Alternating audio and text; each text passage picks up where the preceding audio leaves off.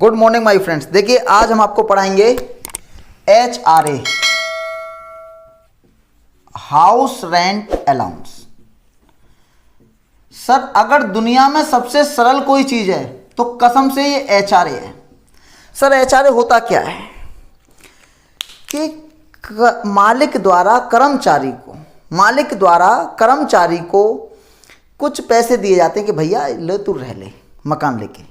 अब उस मकान रहने के लिए जो मकान वो अगर मकान अगर ले रहा है तो अगर वो, देखिए ध्यान दो, अगर वो ऐसे मकान में रह रहा है, ऐसे मकान में रह रहा है जिसका कोई किराया नहीं दे रहा, जिसका कोई किराया नहीं दे रहा,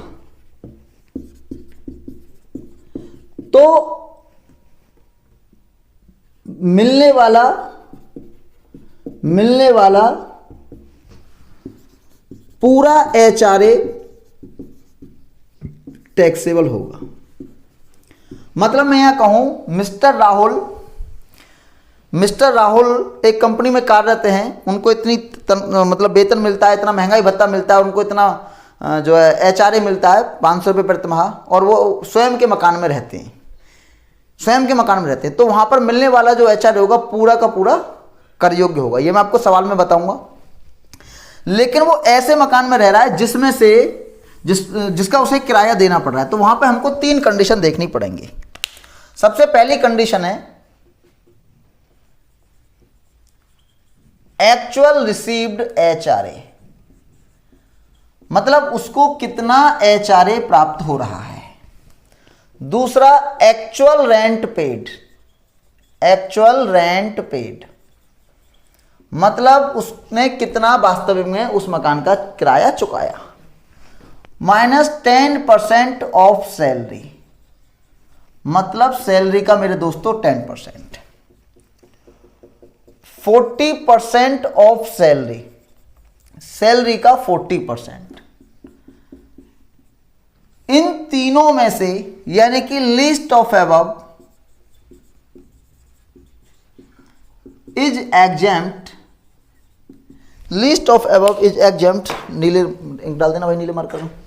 least of above is exempt and rest of is taxable, मतलब बाकी का, या बैलेंस कर दूं मैं, बैलेंस जैसे रेस्ट ऑफ भी सही था, बैलेंस इज टैक्सेबल, मतलब सबसे कम राशि कर मुक्त होगी,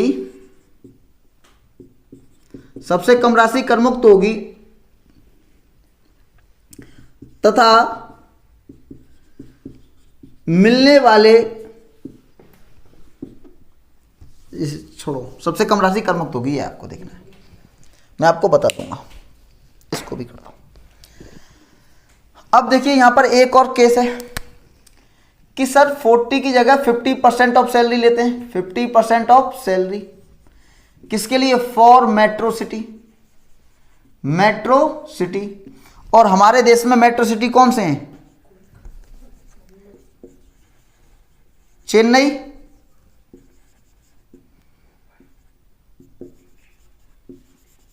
मुंबई, दिल्ली और कोलकाता।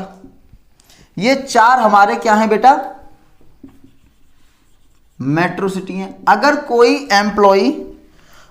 कोई एम्प्लॉई मान के चलिएगा इन 4 शहरों में रह रहा है, तो आपको यहां सैलरी का 50% लेना है और अदरवाइज आपको सैलरी का 40% लेना है। क्लियर हो गया? सर जरा समझाइए, और देखो और मैं समझाता हूं अब। लेकिन सर जो 10% सैलरी, देखो मैंने आपको बताया, ब्लैक मार्कर कहां है? ब्लैक मार्कर देना मुझे जरा।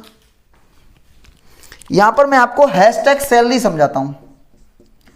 देखो कुछ पॉइंट हैं जहां पर मैं सैलरी में हैशटैग लगाऊं, तो ये बात आपको ध्यान रखनी है। आपको सिर्फ वेतन नहीं लेना है, मतलब वेतन में आपको किन किन चीजों को जोड़ना है ये आपको ध्यान रखना है, किन किन चीजों को आपको ऐड करना है। तो देखो हैशटैग सैलरी में ये कह रहा है, क्या कह रहा है सर? एक तो basic salary, DA if under the terms, if under the term मतलब सेवा शर्तों के अंतर्गत होना चाहिए सर जी। मतलब DA क्या होना चाहिए, सेवा शर्तों के अंतर्गत। तीसरा कह रहा है ये कमीशन भी होना चाहिए, लेकिन बाई परसेंटेज ऑन सेल। लेकिन कमीशन सादा कमीशन नहीं चलेगा, मतलब परसेंटेज से दिया होना चाहिए, तो हम इनको इसकी सैलरी के लिए लेंगे, अदरवाइज नहीं लेंगे। इन तीनों को जोड़ के मेरे मित्रों, मेरे भाइयों, यहां पर 10% निकालेंगे और यहां पर बेटा 40% अगर वो किसी मेट्रो सिटी में नहीं है, और अगर किसी मेट्रो सिटी में तो हम 50% निकाल देंगे। मेट्रो सिटी कितनी, कौन कौन है, 4 मेट्रो सिटी है, दिल्ली, मुंबई, चेन्नई, कोलकाता। हमने यहाँ आगे पीछे लिख दिया, तो आप देखो गुस्सा मत करिएगा। तो पूरी वीडियो देखने के लिए बहुत बहुत धन्यवाद। लेकिन अगली वीडियो जस्ट आपके लिए आ रही है एक क्वेश्चन को लेके। तो मिलते हैं आपसे छोटे से ब्रेक के बाद।